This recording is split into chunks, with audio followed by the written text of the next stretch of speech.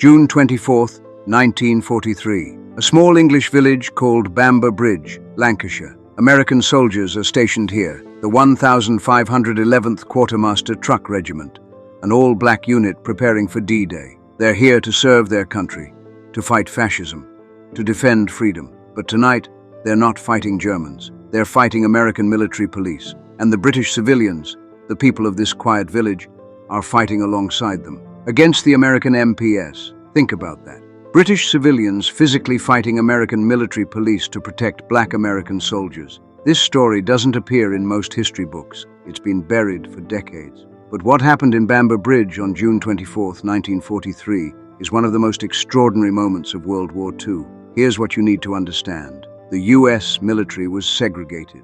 Black soldiers served in separate units, ate in separate mess halls, were treated as second class. American command tried to export Jim Crow segregation to Britain, demanding that British pubs and restaurants separate black and white soldiers. The British refused. In Bamber Bridge, the local pubs put up signs that read, "Black troops only." Not to exclude white soldiers, but to make a statement. If you're forcing segregation, we choose the black soldiers. The people of Bamber Bridge liked the Black GIs. They were polite, respectful, friendly. They played with local children. They helped families. They were good neighbors. So when American military police showed up on June 24th to arrest black soldiers for drinking in a pub, the people of Bamber Bridge said no. What followed was a shootout, a riot, a battle that lasted hours, left one black soldier dead, and exposed the hypocrisy of fighting fascism abroad while enforcing racism at home. This is one of the most important World War II stories you've never heard. If you want to see the other untold stories we're recovering of World War II, subscribe to the channel. Drop a comment and tell us where you're watching from. We're building a global archive that refuses to let these stories stay buried. This is the Battle of Bamber Bridge, and it starts with understanding what black soldiers faced when they arrived in Britain. By 1943, over 1.5 million American troops are in Britain, preparing for D-Day. About 130,000 are black soldiers. They arrive in a country that's never seen segregation on the American scale. Britain's empire was built on racial hierarchy, but within its borders, Jim Crow-style segregation had no legal standing. No whites-only water fountains. No legally enforced racial separation in public spaces. American military command immediately tries to change that. Eisenhower and other senior officers issue guidelines. American customs regarding race should be respected. British citizens should avoid intimate relations with black soldiers. Pubs and restaurants should consider separate serving times for black and white troops. The British response? Largely, absolutely not. The British government refuses to implement official segregation.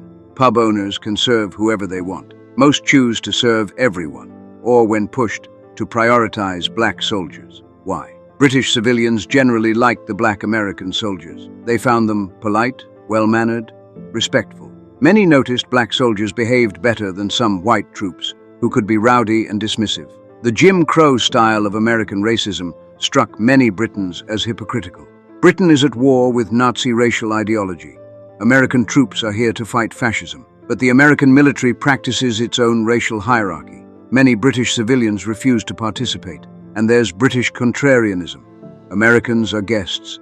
The idea of American MPs telling British pub owners who they can serve, that doesn't sit well. The result, black American soldiers experience more freedom in Britain than they've ever known in America. They're invited into homes, welcomed in pubs, included in community events. British women date black soldiers. Children play with them.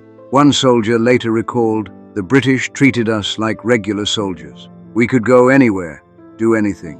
It was the first time I felt like I wasn't being judged by my skin color every second." But this freedom creates tension with American military police. MPs are tasked with maintaining discipline, which often means enforcing segregation, keeping black soldiers in their place. They harass black soldiers, arrest them for minor infractions, demand they leave pubs when white soldiers arrive.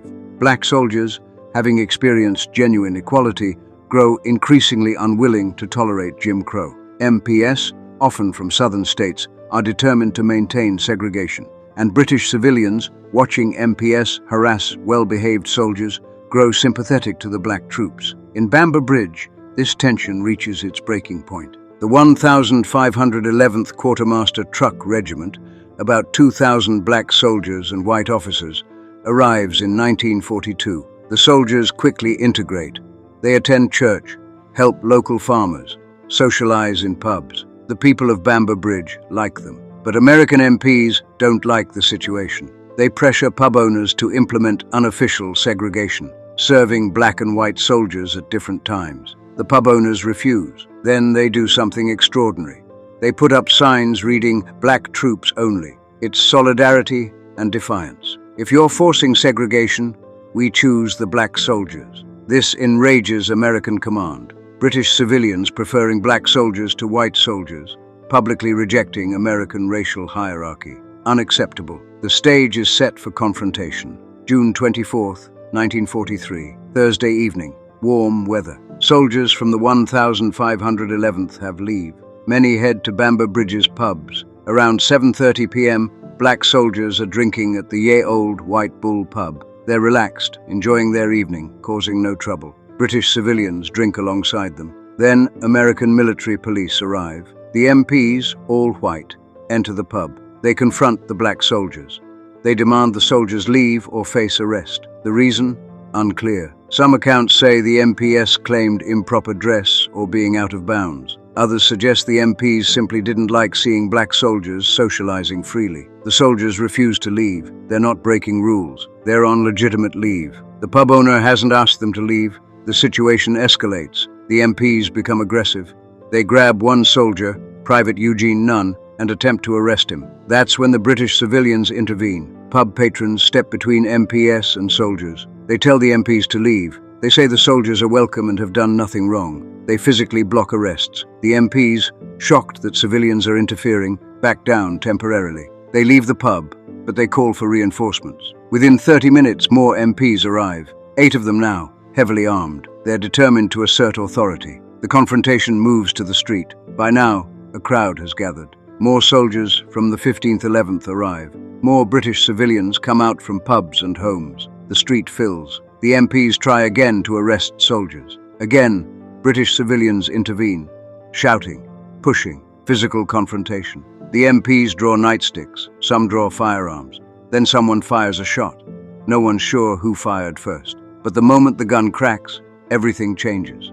Gunfire erupts. Black soldiers, many retrieving weapons from camp or already armed, engage military police in a firefight. British civilians take cover, but many continue shielding soldiers, hiding them in homes and shops, refusing to cooperate with MPs. The fighting spreads across the village. MPs set up positions at intersections. Black soldiers take defensive positions in alleys and behind buildings. Shots ring out throughout the night. British police arrive but stay out of it. This is an American military matter, and they're not armed for a gun battle. British civilians continue sheltering soldiers and providing information about MP movements. This is not a scuffle. This is armed combat. Military weapons, rifles, pistols, potentially automatic weapons. Hundreds of rounds fired. Gunfire echoing through the village for hours. At some point during the battle, Private William Crossland is shot and killed. Several soldiers are wounded. Multiple MPs are injured. American command, realizing the situation has spiraled out of control, calls in massive reinforcements. By midnight, over 100 additional MPs and white combat troops arrive. They seal off the village, establish checkpoints, conduct house-to-house searches. British civilians continue to resist. They refuse to give up soldiers hiding in their homes. They mislead MPs. They provide alibis. The village goes into passive resistance against American military authorities. By dawn on June 25th, the shooting has stopped, but the standoff continues. American military police occupy Bamber Bridge like an occupying force. Black soldiers are confined to camp. Dozens arrested. One black soldier is dead. The village is traumatized, and the US military has a public relations disaster. Morning of June 25th, Bamber Bridge is under American military occupation. The 1511th is confined to barracks. Dozens of black soldiers under arrest. Private William Crossland is dead. The US military immediately begins damage control. Control the narrative, blame the black soldiers, punish them quietly. Military censors suppress news. British newspapers are pressured not to report. This is wartime. National security can bury embarrassing incidents. The official statement is brief: a disturbance involving troops in Bamber Bridge. One soldier killed, several injured, situation controlled. No details about causes, British involvement, or the fact that black soldiers fought American MPs. Courts-martial proceedings begin. Dozens charged with assaulting MPs, rioting, theft of weapons, even mutiny, which carries the death penalty. But there's a problem. British witnesses. The people of Bamber Bridge won't stay silent. They saw what happened. They know the black soldiers weren't aggressors. They know the MPs provoked it, and they're willing to testify. British civilians provide statements to military investigators. Their accounts are consistent. Black soldiers were well behaved, MPs were aggressive and provocative, and the community sided with the soldiers because the MPs were wrong. One pub owner states, "The colored soldiers have been perfect gentlemen. The military police caused the trouble." Another witness, "The soldiers would have left peacefully if asked nicely. The MPs came with threats and violence." These testimonies create a problem. If courts-martial proceed with British civilians testifying for black soldiers, trials will expose American military racism internationally. Humiliating. The military makes a calculation. Quiet resolution is better than public trials. Most charges are dropped or reduced.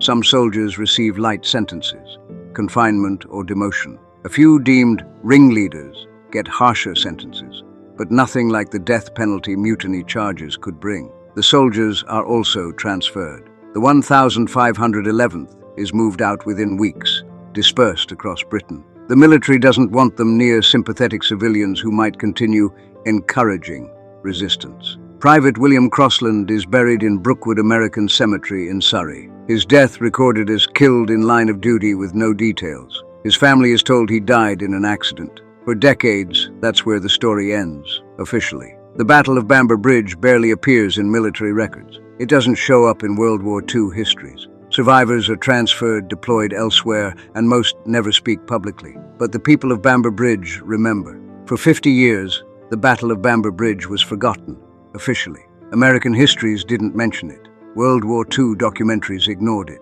Textbooks focused on famous battles where Americans fought Germans, not the night Americans fought Americans. But in Bamber Bridge, the story never died. Elderly residents remembered. They told children and grandchildren about the night the village defended black American soldiers. Local historians preserved documents, clippings, diaries, photographs. In the 1990s, as more researchers investigated racial conflict in the wartime military, they found references to Bamber Bridge in buried documents, declassified reports. In 1993, British researcher Anthony Burgess published a detailed account in a local history journal. He'd interviewed elderly villagers, uncovered military records, pieced together what happened. His research caught historians' attention. By the late 1990s and early 2000s, more were investigating. American veterans, now in their 70s and 80s, began sharing stories. British witnesses provided testimonies. In 2003, on the 60th anniversary, Bamber Bridge held a memorial service. They invited African American veterans and families. A plaque was installed. The plaque reads, in part, "On the night of the 24th and 25th of June 1943, there was an outbreak of trouble between black American troops and white military police, which resulted in the death of Private William Crossland. The people of Bamber Bridge supported the black troops, and the local publicans put signs on their premises stating, 'Black troops only.'" Careful diplomatic wording. It doesn't say battle or riot. It doesn't explicitly blame MPs, but it acknowledges what happened and honors Private Crossland's memory. In recent years, the Battle of Bamber Bridge has gained attention. British documentaries covered it. American historians now include it. It's taught in some schools. The soldiers of the 1,511th went on to serve in D-Day, the liberation of France, the drive into Germany. They did their jobs despite discrimination, despite being told they weren't good enough, despite having fought their own MPs in an English village. Most are gone now. The last World War II veterans are in their late 90s and hundreds. Soon, there will be no living witnesses. But Bamber Bridge hasn't forgotten. Every year, near June 24th, the village holds remembrance. They honor Private Crossland. They remember the night their community stood up. They tell the story to new generations. There's a lesson here. Official history can bury uncomfortable truths, but people remember. Communities preserve their own histories, and eventually, if enough people care, buried stories resurface. The Battle of Bamber Bridge reveals truths official histories often obscure. Segregation didn't just live in laws, it lived in the nightsticks of MPs, in the sound of boots storming into pubs, in the echo of a single gunshot in a quiet English village. Maintaining it required violence. When black soldiers resisted, when they refused second-class status, violence erupted. Not everyone accepted American racism. The British civilians of Bamber Bridge, working-class people in a small village, looked at segregation and said, "This is wrong." They put up black troops only signs. They physically intervened. They testified for soldiers. They rejected the idea that skin color determines who's welcome. This matters because narratives often portray 1940s racism as universal or inevitable. Bamber Bridge proves people could and did reject it. Black soldiers fought back, not passively accepting abuse. They defended themselves. They took up arms against MPs who threatened them. They refused arrest for doing nothing wrong. This is resistance, armed resistance against unjust authority. Think about that. Fighting your own army in a foreign country for the right to drink in peace. American history often sanitizes resistance. We prefer stories of peaceful protest, gradual progress, patient waiting for justice. Bamber Bridge reminds us that resistance wasn't always peaceful. Black soldiers sometimes fought back, literally, against the system oppressing them. The military covered it up because it was embarrassing. The US was fighting Nazi racial ideology while enforcing its own. That contradiction was uncomfortable. Publicizing an incident where British civilians sided with black soldiers against American authorities would expose it internationally. So they buried it. For 50 years, the Battle of Bamber Bridge was almost completely erased. We're talking about it now because people refuse to forget. British civilians preserved the story. Local historians researched it. Veterans shared experiences. Researchers uncovered documents. Gradually, truth emerged. There are probably dozens, maybe hundreds, of similar incidents that remain buried. Moments when black soldiers resisted, when allies supported them, when racist policies led to violence. Most were covered up, files destroyed or classified, witnesses silenced. Bamber Bridge survived because a community remembered. That's the power of local history, of communities preserving stories even when official history ignores them. 80 years later, the lessons still matter, about who we choose to stand with and what we refuse to normalize. June 24th, 1943, a small English village, black American soldiers, British civilians, and a fight against injustice that's been forgotten too long. The Battle of Bamber Bridge lasted one night. Private William Crossland died. Dozens wounded or arrested. The military covered it up and moved the unit away. But the story survived because Bamber Bridge refused to forget. They remembered their village stood up, that they defended soldiers who'd done nothing wrong, that when faced with authority versus what was right, they chose right. That's worth remembering. For the 1511th, Bamber Bridge was a moment when they refused second-class status. They fought back. They defended their dignity in a foreign country where, for the first time, they'd been treated as equals. After Bamber Bridge, the 1511th served in D-Day, the liberation of France, the drive into Germany. They did their jobs.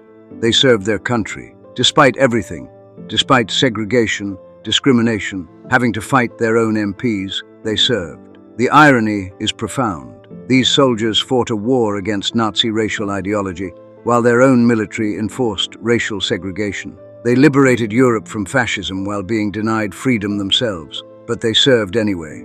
They fought anyway, and when pushed too far, they resisted. The Battle of Bamber Bridge doesn't fit neatly into greatest generation narratives. It's messy, violent, and exposes contradictions Americans would rather not confront. But it's true, and it matters. It matters because it shows segregation wasn't accepted quietly. Black soldiers resisted. Allies stood with them. It matters because it survived despite being buried. Because a community preserved its history when official histories ignored it. And it matters because we're still fighting some of these battles. Still confronting institutional racism. Still uncovering forgotten histories. Still learning about resistance that was deliberately hidden.